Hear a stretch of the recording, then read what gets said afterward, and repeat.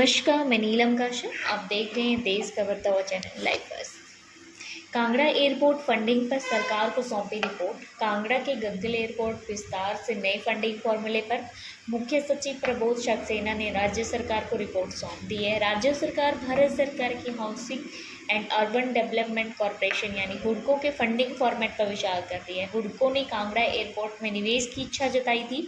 इस एजेंसी ने पहले आंध्र प्रदेश और तेलंगाना में कई परियोजनाओं को फंड किया हुआ है। इसी फॉर्मेट को स्टडी करने के लिए मुख्य सचिव प्रबोध सक्सेना इन दोनों राज्यों की राजधानियों के दौरे पर गए हैं। इन राज्यों के मुख्य सचिवों के साथ भी उन्होंने बातचीत की है।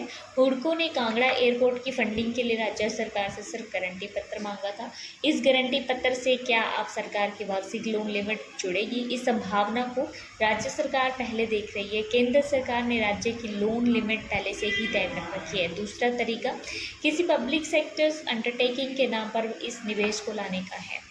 मुख्य सचिव का रिपोर्ट के आधार पर अब वित्त विभाग राज्य सरकार को यह फैसला लेना मामला भेजेगा।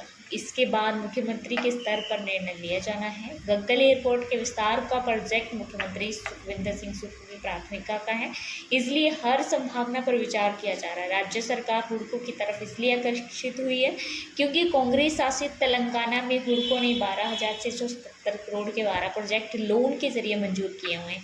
इन परियोजनाओं में गरीबों के मकान के लिए इंदिरा स्कीम में 3,000 करोड़, रीजनल रिंग रोड के लैंड एक्विजिशंस के लिए 2700 करोड़ और गोदावरी वाटर सप्लाई स्कीम के लिए 2,224 करोड़ के प्रोजेक्ट शामिल है। इसलिए राज्य सरकार लोन के इस फॉर्मूले को समझना चाह रही है। प्रोजेक्ट के महत्व को देखते हुए मुख्य सचिव प्रबोध सक्सेना खुद यह फॉर्मेट समझाने गए थे।